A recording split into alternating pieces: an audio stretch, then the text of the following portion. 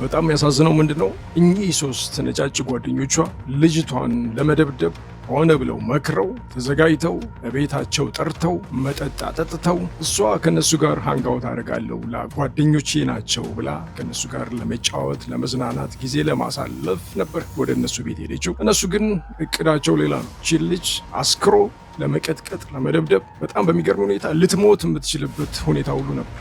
ይህች ልጅ የሚጥል በሽታ ያለባት፣ በዛ ላይ መጠጥ መጠጣቷ ለህይወቷ በጣም አደጋ እንደሆነ ያውቃሉ። ሆኖም ግን ያለምንም ርኅራኄ እላዩ ላይ እየዘለሉ እየወጡ እየደበደቧት እየቀጠቀጧት፣ እኔ ጎድኗ ለመሰበር ራሱ ገርሞኛል። እንዴት አድርገው እንደሚቀጠቀጧት በደንብ በቪዲዮ ማየት ይቻላል። እና ሲስቁ ሲሳለቁ ሲያሽካኩባት ማየት መስማት በጣም ነው የሚያመው፣ በጣም ነው የሚዘገንነው። ይሄ ከባድ ጭካኔ ነው። በእነዚህ ዕድሜ ያለ በ15 እና በ16 ዓመት ውስጥ ያለ አንድ ታዳጊ በራሳቸው ጓደኛ ላይ እንደዚህ አይነት የተደራጀ ጥቃት ይፈጽማሉ ብሎ ማሰብ ይከብዳል። ነገር ግን ሆኗል። እስቲ ወደ ዋናው ሀሳብ ከመግባታችን በፊት ይህንን ቪዲዮ ላይክ፣ ኮፒ ሊንክ እና ሼር በማድረግ እንድትተባበሩኝ እጠይቃለሁ። ዩቲዩብ ላይ ያላችሁ ደግሞ ቻናሉን ሰብስክራይብ በማድረግ ቪዲዮ ላይክ በማድረግ እንድታበረታቱኝ። ነገ የተለያዩ ሀሳቦችን ይዤ እንድመጣ ጉልበት የሚሰጡኝ ነገሮች ናቸው። በዛ ላይ ደግሞ አልጎሪዝሙንም ያግዛል፣ መልእክቱ ሰዎች ጋር ይደርሳል። እኔም ደግሞ ሰዎች ጋር መድረሱ ለእኔም ጉልበት አቅም ይሰጠኛልና በዚች በጣም ጥቂት የሆነች ነገር እንድትተባበሩኝ በዚህ አጋጣሚ እጠይቃለሁ። ወደ ፕሮግራሙ Welcome to Johnny TV, and let's dive in. ሰሞኑን የኖላን ዌልስ ጉዳይ ማለትም ከሶስት ነጫጭ ጓደኞቹ ጋር ለመዝናናት ደሴት ላይ ሄደው ሌሎች ጓደኞቹ ወደ ቤታቸው በሰላም ሲመለሱ ኖላን ዌልስ ግን ሞቶ መገኘቱ እጅግ አነጋጋሪ ጉዳይ እንደነበር እኔም ዘግቤዋለሁ። እንደሰማችሁት አስባለሁ። በጣም በሚያሳዝን ሁኔታ ከትላንት ወዲያ ደግሞ ሌላ አንዲት ጥቁር ታዳጊ በሶስት ነጭ ጓደኞቿ እየተደበደበች እየተወገረች የተለቀቀ ቪዲዮ እጅግ አነጋጋሪ ሆኗል። ጉዳዩ ምንድነው? እቺ ጥቁር ልጅ ከሶስት ነጭ ጓደኞቿ ጋር ለመዝናናት በቤታቸው ትገኛለች።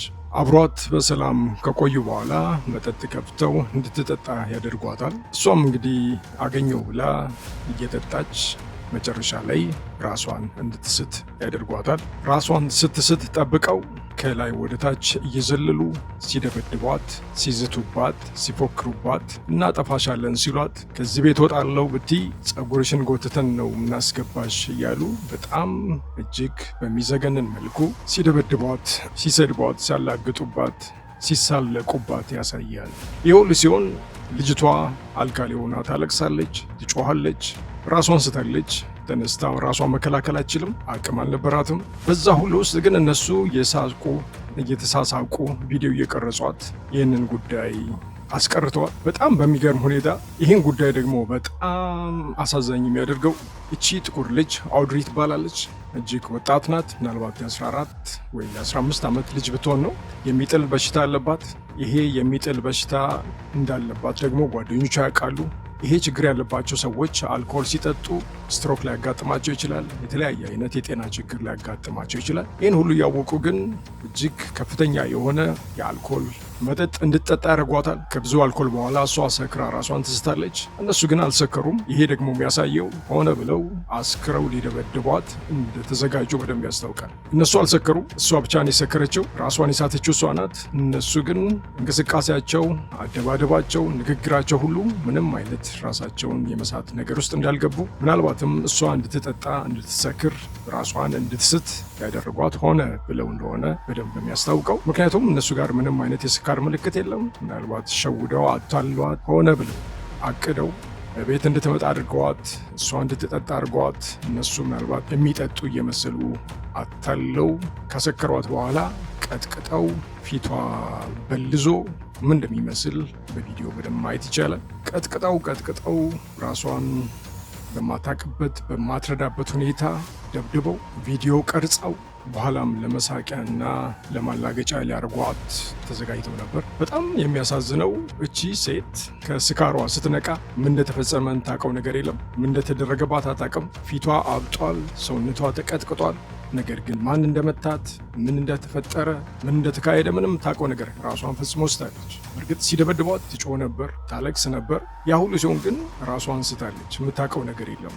እናም ከስካሯ ስትነቃ ራዩ ላይ የተፈጸመውን ድብደባ፣ ስድብና የተለያዩ አይነት ድርጊቶች ምንም የምታስታውሰው ነገር አልነበረም። በጣም ግን ደስ የሚለው እኚህ ጓደኞቿ ሲደበድቧት፣ ሲሰድቧት ያደረጉትን ድርጊት በሙሉ በቪዲዮ ቀርጸው ነበር። ያ ቪዲዮ ሊክ ያደርጋል፣ የሆኑ አካላት ጋር ይደርሳል። ከዛ በኋላ በማህበራዊ ሚዲያ ይለቀቃል። አሁን ጫና እየተደረገ ያለው ፖሊስ እነዚህን 3 ልጆች አስሮ እንዲጠይቅና የተፈጠረውን ነገር እንዲያጣራ ጫና እየተደረገበት ነው ያለው። በተለያዩ የሶሻል ሚዲያ አክቲቪስቶች ወይም ተጽዕኖ ፈጣሪዎች ጉዳዩ በአሁኑ ሰዓት መነጋገሪያ የሆነ ጉዳይ ነው። በርከት ትላንት ወይ ከትላንት ወዲያ ነው ጉዳይ የተፈጸመው። እስካሁን አፕዴት አልሰማውም። የተፈጠረው ነገር ግን እጅግ በጣም ያሳዝናል። ይሄ በጥቁርና በነጭ መካከል ያለ ችግር ምን ያህል ስር የሰደደ ችግር እንደሆነ በደንብ ነው የሚያሳየው።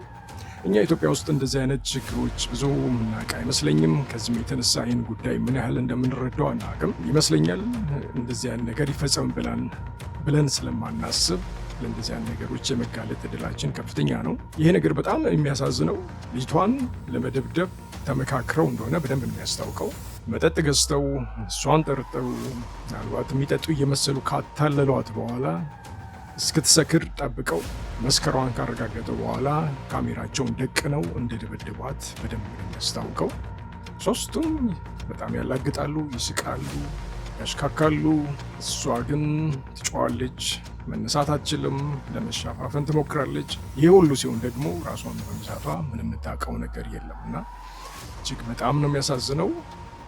ታዳጊዎች እንደዚህ እርስ በርሳቸው ሲጨካከኑ እጅግ በጣም ነው የሚያሳዝነው። እንደዚያ ነገሮች በአብዛኛው ሊፈጠር የሚችለው ከቤተሰብ ይመስለኛል። ጥላቻን ለልጆቹ የሚያወርስ ቤተሰብ እንደዚህ አይነት ጓደኛቸው ላይ የሚጨክኑ ታዳጊዎች እንዲኖሩ ያደርጋልና ዞሮ ዞሮ ከቤተሰብ የሚመጣ ችግር ነው ይመስለኝ። የተፈጠረው ነገር ግን በጣም የሚያሳዝነው እንደዚህ አይነት ግጭቶች ይፈጠራሉ። ግን 3 ነጫጭ ልጆች አንድ በከለሯ ጥቁር ናት ብለው የሚያስቧትን ሴት እንደዚህ እጅግ በሚያሳቅቅ ሁኔታ ዘለው ሲወጡባት ጎድኗ ቢሰበር በዛ ላይ የሚጥል በሽታ አለባትና ልቧ ቢቆም የተለያየ ነገሮች ሊፈጠሩ ይችሉ ነበርና እጅግ በጣም ነው የሚያሳዝነው።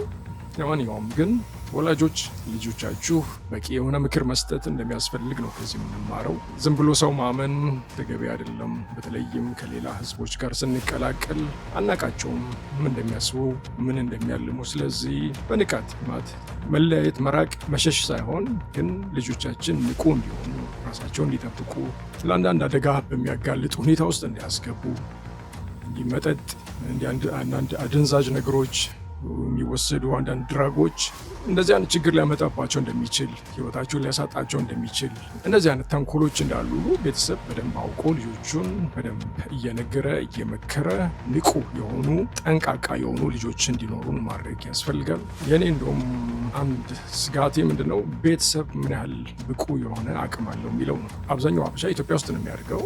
እዛ ያደግንበት ካልቸር የአስተዳደግ ልምድ ለኢትዮጵያ በቂ ሊሆን ይችላል። እዚህ ስንመጣ ግን ፈጽሞ የተለየ ነው።